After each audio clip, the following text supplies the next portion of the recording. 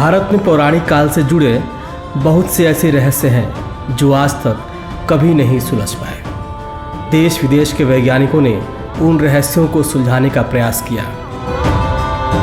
परंतु कुछ दैवीय शक्तियों पर हम काबू नहीं पा सकते हैं। ऐसी ही एक रहस्यमयी जगह के बारे में हम आज अपनी इस वीडियो में बात करने जा रहे हैं। इस रहस्यमयी जगह का नाम है भीमकुंड, जिसका पौराणिक ग्रंथों में नारद कुंड और नीलकुंड नाम से भी उल्लेख मिलता है। इस कुंड की उत्पत्ति के पीछे एक पौराणिक कथा है जिसका संबंध महाभारत काल से है।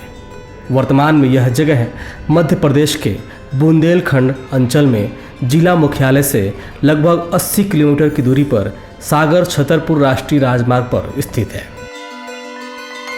यह स्थान शुरू से ही ऋषियों, मुनियों, तपस्वियों एवं साधकों के आकर्षण का केंद्र रहा है। साथ ही वर्तमान समय में यह धार्मिक, पर्यटन एवं वैज्ञानिक शोध का केंद्र भी बनता जा रहा है। आइए पहले आपको इस स्थान से संबंधित पौराणिक कथा बताते हैं। अपने अज्ञातवास के दौरान जब पांडव एक सघन वन से गुजर रहे थे तो द्रौपदी को बड़ी जोर से प्यास लगी। पांचों पांडवों ने आसपास पानी ढूंढा, किंतु उन्हें पानी का कोई भी स्रोत नहीं मिला। ऐसे में उन्होंने द्रौपदी को कुछ और देर चलने का धीरज बंधाया, परंतु कुछ समय पश्चात स्थिति बिगड़ गई और पांडवों ने फिर से पानी तलाशा, परंतु वहां उन्हें पानी की एक बूंद भी नहीं मिली। ऐसे संकट में युधिष्ठिर ने नकुल को स्मरण कराया कि उसके पास यह क्षमता है कि वह पाताल की गहराई में स्थित जल का भी पता लगा सकता है। युधिष्ठिर का कथन स्वीकार करते हुए नकुल ने पता लगा लिया कि पानी कहाँ है, परंतु फिर एक समस्या खड़ी हो गई कि इस पानी को बाहर कैसे निकाला जाए। ऐसे में भीम, जो पहले से द्रौपदी की दशा देखकर दुखित थे और जब उन्होंने देखा कि पानी निकालने का कोई उपाय नहीं मिल रहा तो वे और क्रोधित हो गए।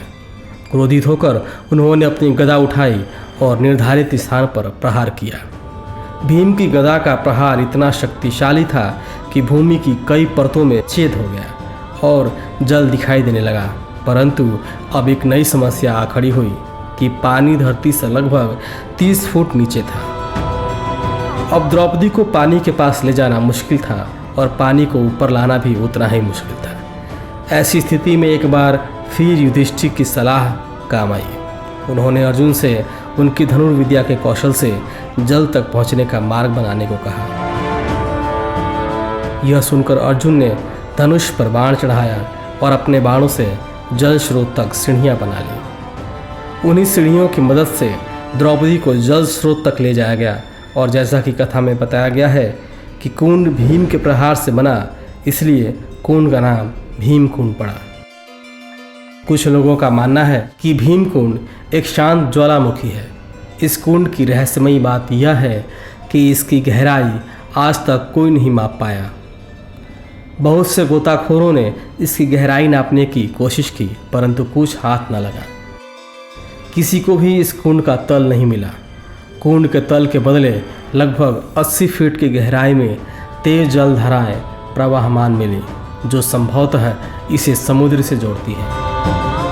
इसलिए शायद इस कुंड का जल स्तर भी कभी कम नहीं होता, परंतु इस बात की भी पुष्टि नहीं हुई है। जब भी कोई प्राकृतिक आपदा आने को होती है तो इस कुंड का जल स्तर अपने आप बढ़ने लगता है और तेज लहरें उठने लगती हैं। ऐसा ही हिंद महासागर में विशाल सुनामी आने के दौरान भी हुआ था।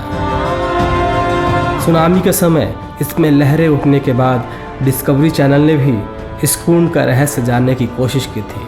उनके गोताखोरों ने भी कई बार इस कुंड में गोते लगाए, परंतु वे भी इसकी गहराई नहीं माप सके। हालांकि उन्हें इसकी गहराई में कुछ विचित्र जीव जंतु देखने को मिले।